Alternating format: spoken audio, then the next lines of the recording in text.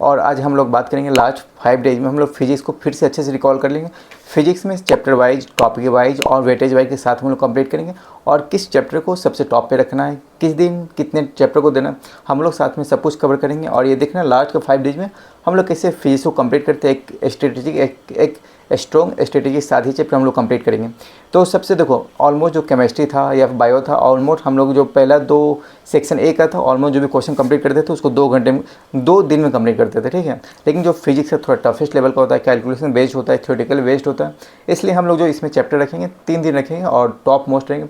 और इस जो पहला फर्स्ट से 3 डेज रहेगा, ऑलमोस्ट हम लोग इस 3 डेज में हम लोग कंप्लीट करेंगे। ऑलमोस्ट आपके 80 से 90 मार्क्स से कंप्लीट कर लेंगे पहले 3 डेज में, ठीक है। एंड आफ्टर उसके बाद स्लोली कंप्लीट करेंगे, जो कि उतना रिलेवेंट चैप्टर्स नहीं होते हैं, लेकिन ऑलमोस्ट हम लोग 140 के स्कोर तक पहुँचेंगे। और आपको दिखाता हूँ लास्ट 5 डेज में आप किस तरह से अपने चैप्टर को फिर से रिकॉल कर सकते हो। वेट और हाई वेटेज वाले चैप्टर सबसे पहले करेंगे।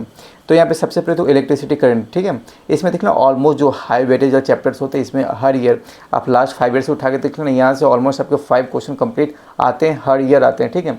तो आपको ये चैप्टर बिल्कुल नहीं छोड़ना है। पॉसिबिलिटी करो कि सबसे पहले इस चैप्टर को करें, चाहे आप अभी तक किए हो या नहीं किए, या वन शॉट भी करके कर लेना, या फिर आप चाहो तो ज़्यादा इसका PYQ सॉल्व कर लो। PYQ सॉल्व करना तो एक कॉन्सेप्ट क्लियर हो जाता है। सेकंड में इलेक्ट्रोस्टैटिक एंड कैपेसिटर को होता है, जो 3 से 4 क्वेश्चन हर ईयर आते हैं। अभी इलेक्ट्रोस्टैटिक कैपेसिटर मैं क्यों बोल रहा हूँ, देखो इलेक्ट्रोस्टैटिक 12 का सबसे पहला चैप्टर्स होता है, यहाँ से ऑलमोस्ट आपके 3 से 4 क्वेश्चन लास्ट 5 में कंप्लीट आते हैं। तो ये चैप्टर सेक्शन ए में कंप्लीट करना है, तो इसलिए मैं 3 दिन आपको दिया हूँ कि इस चैप्टर को 3 दिन में आप कंप्लीट कर लो। उसके बाद देखो लास्ट में मॉडर्न फिजिक्स से सिर्फ 8 से 9 रेशियो क्वेश्चन का होता है, तो ये चैप्टर आपको बिल्कुल नहीं छोड़ना है। तो यहाँ से ऑलमोस्ट आपको 40 स्कोर आपके आ जाएंगे सिर्फ मॉडर्न फिजिक्स से। तो हाई वेटेज वाला हुआ, ये उतना ज़्यादा टफ भी नहीं होता है चैप्टर, तो आप बिल्कुल इजीली कर सकते हो।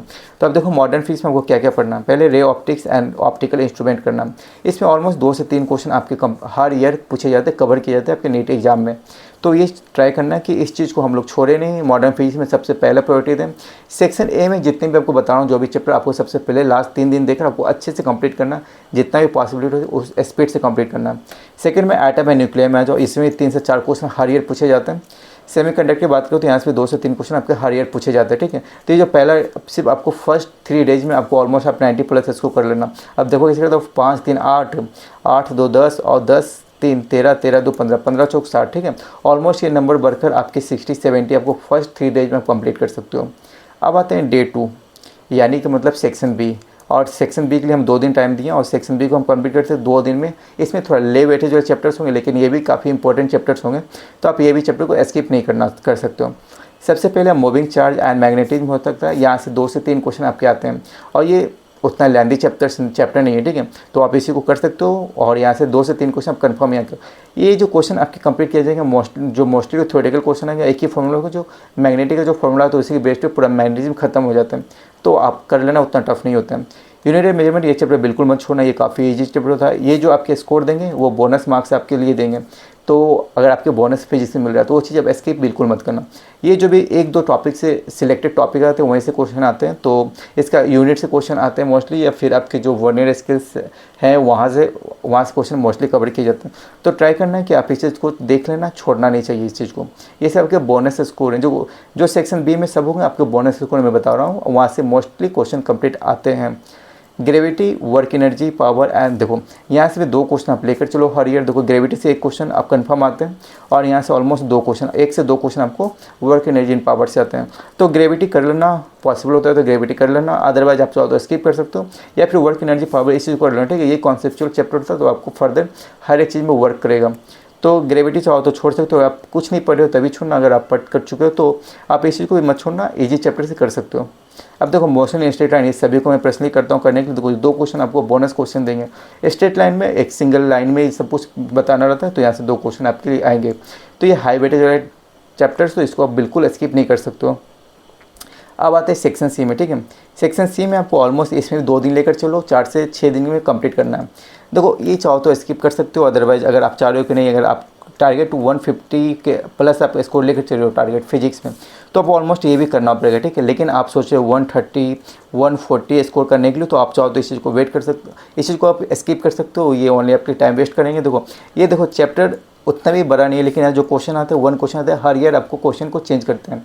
एक फिक्स टॉपिक जो होता है वो टॉपिक आपके लिए फिक्स होता नहीं है, तो आप चाहो तो इसको स्किप कर सकते हो। उसके साथ लॉ ऑफ मोशन देखो, ये भी चाहो तो कर सकते हो, लेकिन चाहो तो स्किप कर सकते हो। लेकिन जो पहले पढ़ चुके हो वो चीज़ का स्किप मत करना, जो अभी तक नहीं पढ़े उसका स्किप कर दो, डजेंट इंपॉर्टेंट, उतना आपके लिए इंपॉर्टेंट है नहीं।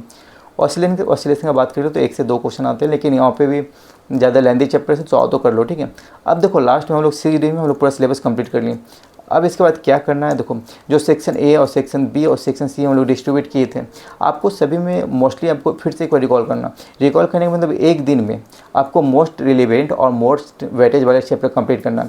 यहाँ पे आप देखना कि कौन से चैप्टर को आप अभी भूल रहे हो, ठीक है। समटाइम क्या होता है कि फॉर्मूला रिकॉल करने में दिक्कत होता है, एक साथ सब कुछ करना। तो देखो इस दिन आप फॉर्मूला सबका एक कॉपी में शायद नोट कर लिया हो जब रिवीजन कर रहे हो, तो ठीक है इस चीज़ को आप रिकॉल कर लो अच्छे से, ठीक है, ताकि ऐसे क्वेश्चन बिल्कुल नहीं छूटना चाहिए। फॉर्मूला बेस्ड क्वेश्चन आपसे मिस नहीं होना चाहिए। और जो एग्जाम में होता है एक्चुअली क्या होता है कि आपको 80% फॉर्मूला बेस्ड क्वेश्चन पूछेंगे, 20% कॉन्सेप्चुअल क्वेश्चन पूछने वाले हैं, तो फॉर्मूला बेस्ड क्वेश्चन मिस नहीं होना चाहिए। अब देखो लास्ट 7 डेज, अब जो आपके लिए 7 डेज बचेंगे उतने में क्या करो, मोस्टली आप PYQ सॉल्व करो, ठीक है।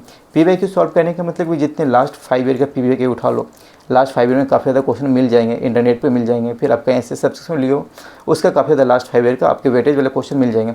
तो ये काम करो कि लास्ट 5 ईयर के जितने क्वेश्चन आप सॉल्व कर सकते हो, उसके बाद उसको सॉल्व करने के बाद उसका कॉन्सेप्चुअल समझना, ठीक है।